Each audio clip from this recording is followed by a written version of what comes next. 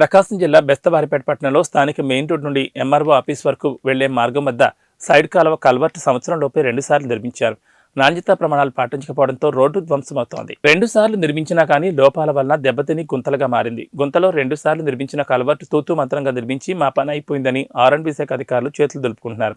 ఇప్పుడు మళ్లీ గుంతలు ఏర్పడంతో నూతనంగా 3వసారి కూడా నిర్మించే అవసరం ఏర్పడింది.